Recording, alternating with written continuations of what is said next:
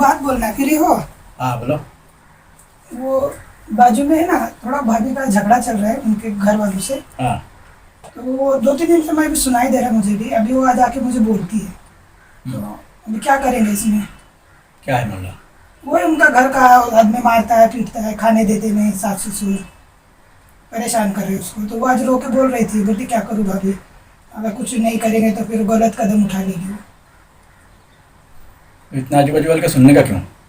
अभी पड़ोसी है बेचारी, आके बता दी बाजू में है तो ये करे। तो रोने दो, क्या करने का, हमको क्या करने का, रोने दो, कुछ भी होने दो।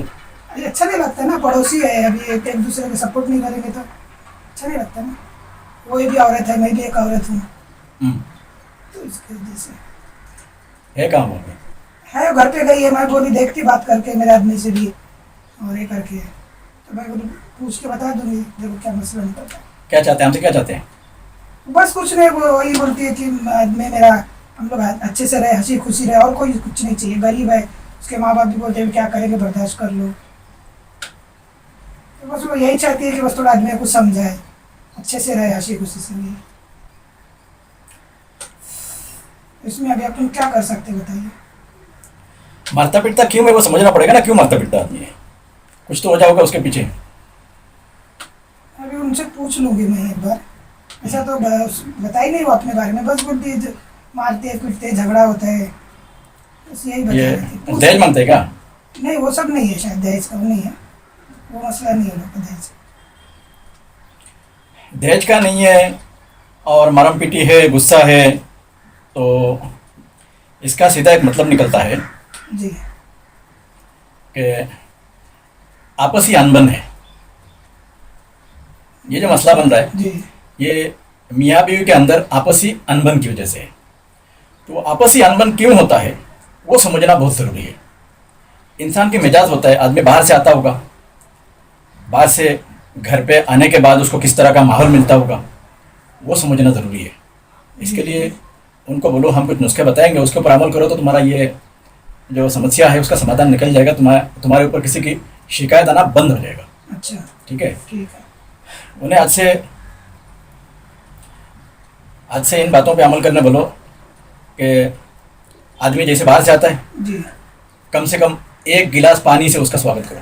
अच्छा कम से कम शरबत है, कुछ बना सकते हैं, ठंडा कुछ दे सकते हैं, वो और अच्छी बात है।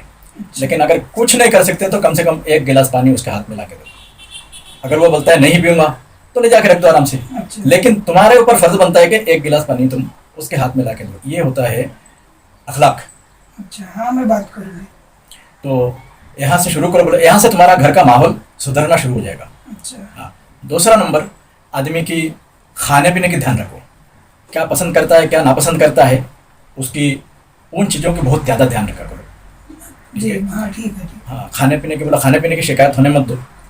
और तीसरा नंबर है, हाँ, तीसरा नंबर है आदमी को वो गुस्सा किस बात पे करता है, अच्छा उसके गुस्से के पीछे की रहस्य, उसकी गुस्से के पीछे की जो वजह है, उसके गुस्से के पीछे की कारण को समझने की कोशिश करें। जी और उन कारणों को समझने के बाद अच्छा अपनी इच्छा, अपनी मर्जी को उसकी मर्जी के मुताबिक समर्पण करता जब तक वो तुम्हारे काबू में नहीं आता। अच्छा जब तक, ये बहुत रामबाण नुस्खा है ये। अच्छा हाँ, ये बहुत ध्यान से बोलना। अच्छा, बोल पाएगी? बोल बोल दूँगी। इसको बोलना, हमारी मर्जी, खुद की जो मर्जी होती है, मर्जियों को काबू में रखे, और काबू में रखे आदमी के मर्जी के मुताबिक अपनी मर्जी को समर्पण कर दे। अच्छा उसको बोलो कि उसकी मर्जी से तुम्हारी मर्जी होना चाहिए, कि मेरी मर्जी उसकी मर्जी, यानी वो जो उसकी मर्जी उसकी इच्छा मेरी इच्छा हो जानी चाहिए।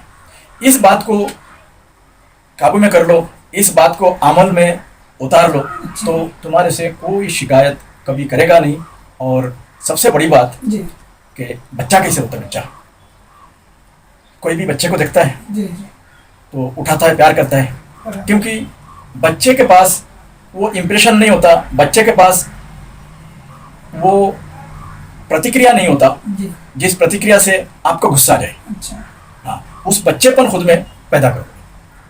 तो इसको बोलते इच्छा को इच्छा से मिलाना। अच्छा हाँ, तब जाके वो तुम्हारे एक दिन तुम्हारे काबू में आएगा। जी और जब तक काबू में नहीं आता तब तक अपनी इच्छा की पूर्ति और अपनी इच्छा समर्पण कर दो। तब तक अपनी इच्छा यानी कुछ है ऐसा समझो ही मत, तब जाके गृहस्थी बनेगी। जी वरना गृहस्थी बनना, गृहस्थी आसान चीज़ नहीं है, गृहस्थी बनना आसान नहीं है। जी गृहस्थी बनाने के लिए, गृहस्थी को संभाल के ले जाने के लिए इतनी अपनी तरफ से कुर्बानियाँ, अपनी तरफ से जिंदगी बिताने का मतलब है यानी एक दूसरे से आपसी मेलजोल, जी। आपसी समरसता को बनाए रखने को बोलते हैं गृहस्थी। जी। यानी उसको क्या चाहिए, मुझे क्या चाहिए। अच्छा। अगर मेरी चाहत उसकी चाहत से नहीं मिलती तो उसकी चाहत से मेरी चाहत, क्योंकि वो भी इंसान है मैं भी इंसान हूँ, अच्छा। तो अपनी दोनों की चाहत एक साथ कर जी। दो। और ये ज्यादातर औरतों को, औरत घर संभालती है। औरत अगर घर संभालने वाली नहीं हो तो जी। घर पे आग लग जाती है। जी। तो औरत ही घर संभालने वाली बने, कि और खुद को घर संभालने वाली बनाने के लिए अच्छा। उतना तेज धूप में जलना पड़ेगा, उतनी बारिश सहना पड़ेगा, जी तब जाके एक दिन खुशी की जिंदगी आएगी, एक दिन खुशियाँ बरसती रहेगी। ठीक है, ठीक है। इतनी बातें बोल दो, अगर वो अमल करते हैं तो जी। इन बातों के असर पड़ेगी और इससे इनकी घर की शिकायतें सुधर जाएगी। और यहाँ से ये अगर नहीं होता तो उसके आगे देखेंगे क्या करना है। अच्छा।